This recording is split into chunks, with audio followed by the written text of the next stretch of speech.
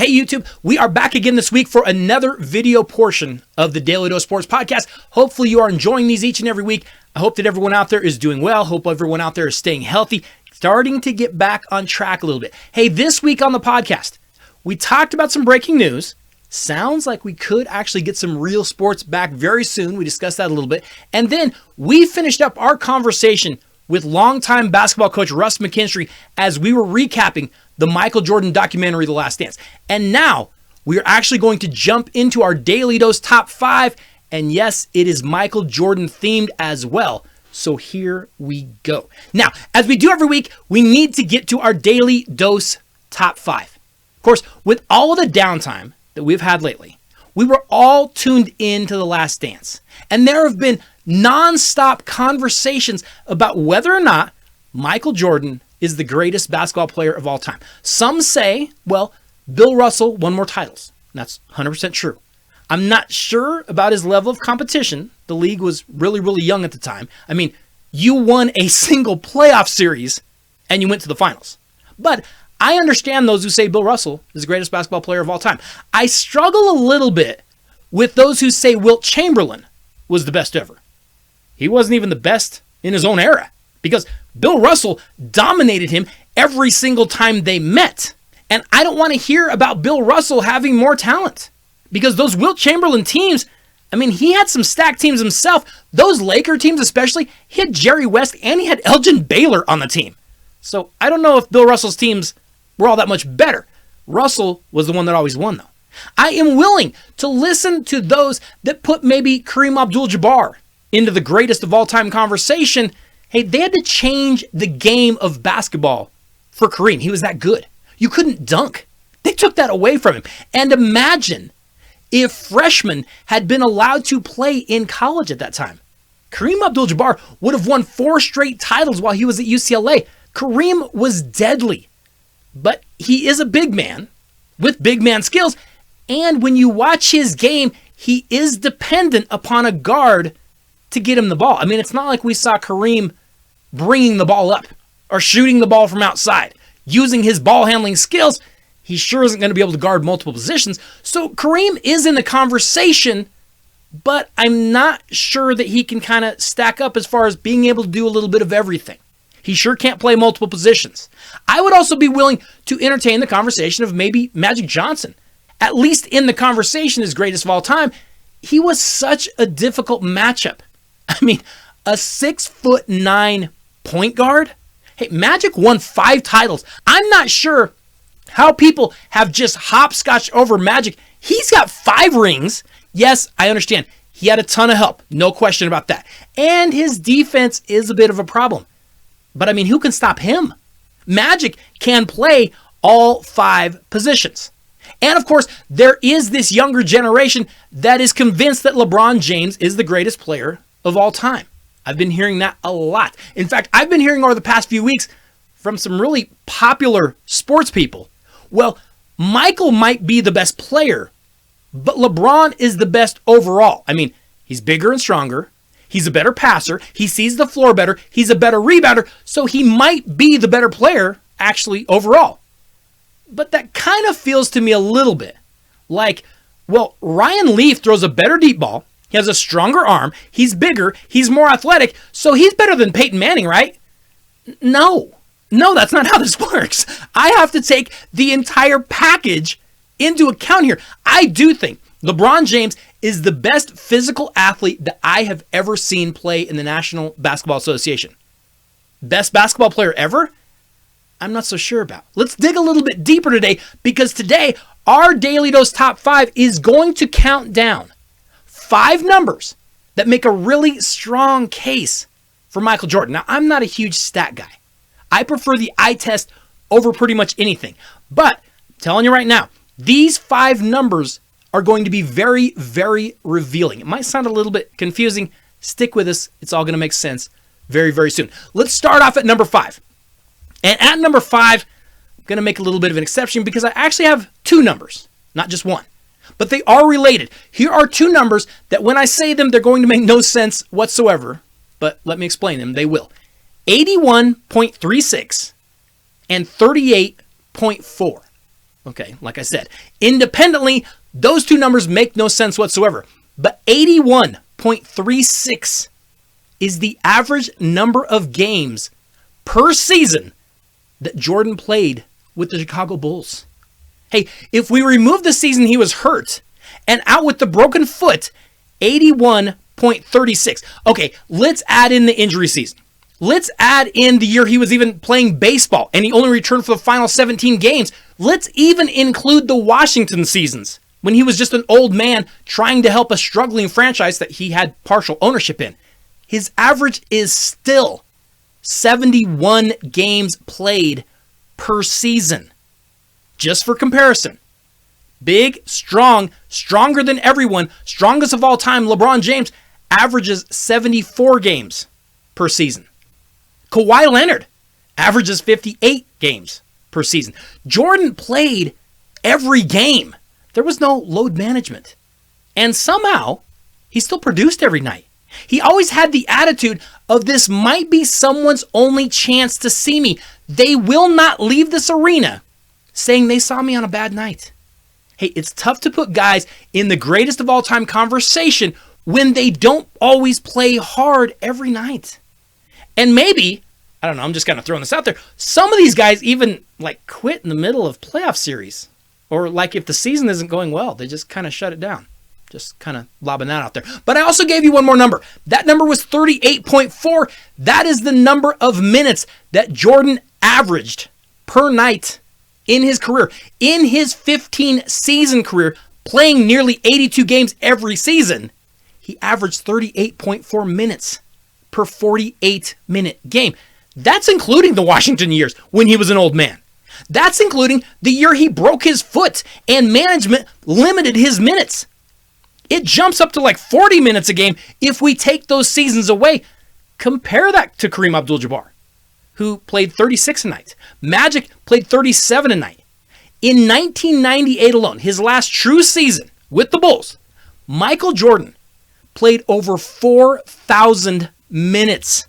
That's insane. Michael played every game, and he played a ton of minutes, and he went hard every single night. I do think that separates him from some of the contenders that are out there. We move on to number 4, and we have an interesting number here because that number is 0. Did I make a mistake here?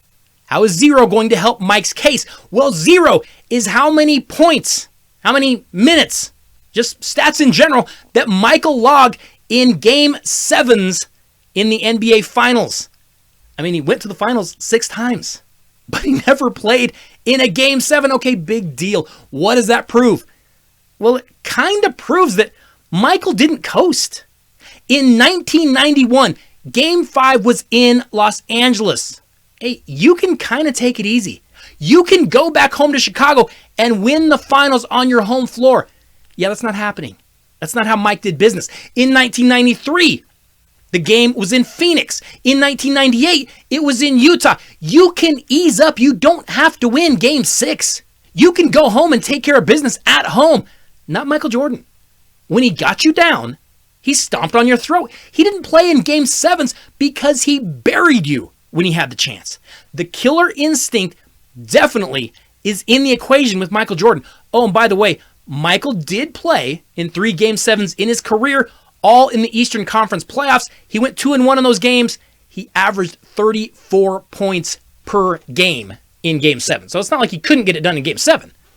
He just didn't let it get to Game 7 very often. We move on to number 3 on our list of stats or numbers that do give Michael Jordan some separation as the greatest player of all time. And we present you with this number, 107.1. No, that's actually not the radio station that brings you the most hits. 107.1 is the number of points averaged by NBA teams per game during the years that Jordan was active. Maybe that doesn't mean anything to you. Maybe that doesn't sound all that impressive. I mean, who cares? Over the past few seasons, we have actually seen NBA averages jump up over 110 points per game. Well, in Michael's day, teams only averaged 107 points per game. And I mean, a lot of times you saw big games, playoff games, finals games, down in like the 70s and 80s. For his 15-year career, including the Washington years, Michael Jordan averaged 30.1 points per game. So when you look at that 107.1, keep in mind, Michael Jordan averaged 28% of his team's total point production in his career. It's one thing to average 30 when your team scores like 120. It's another thing when teams aren't scoring all that much. Teams were geared up to stop Michael. Hey, he's 30% of his team's points.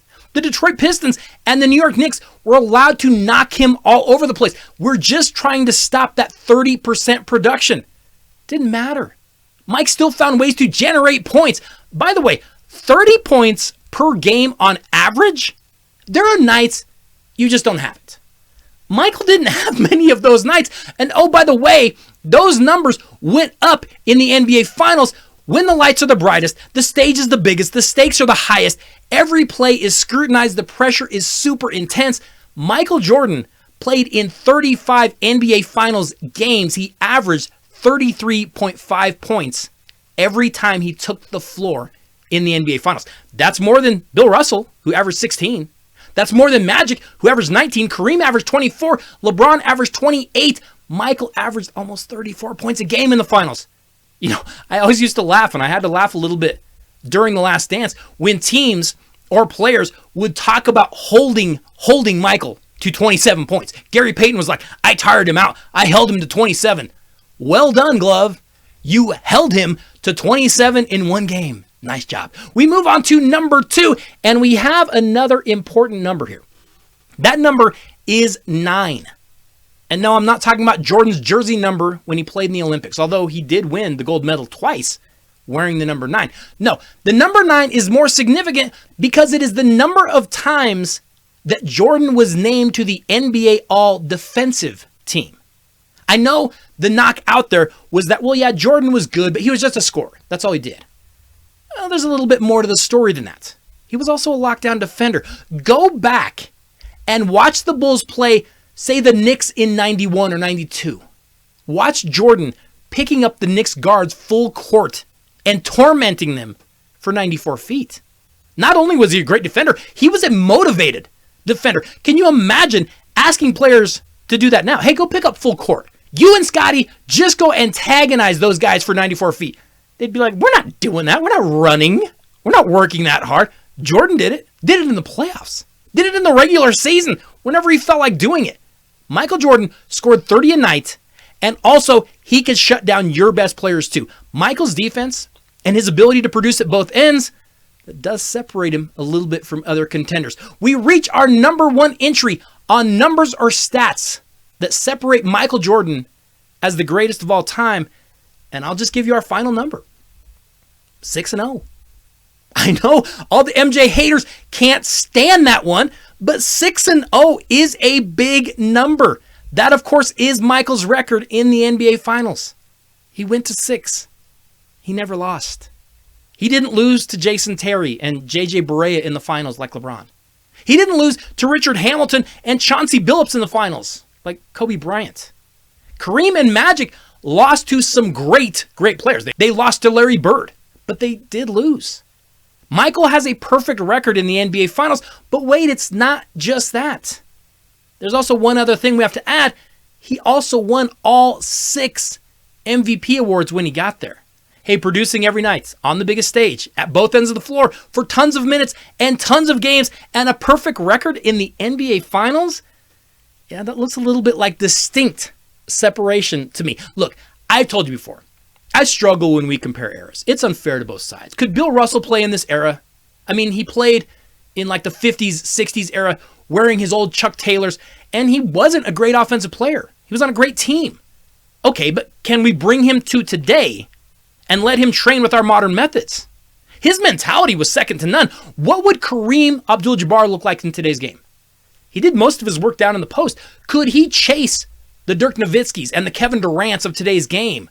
I mean, both those guys are 7-footers. They can step outside. They can shoot the 3. I'm not sure. But I think he would adapt. I think he would probably extend his range. He would probably change his game a little bit. And on the other side of this, what would LeBron look like playing maybe in the 80s and 90s? Getting knocked down, getting punched in the mouth.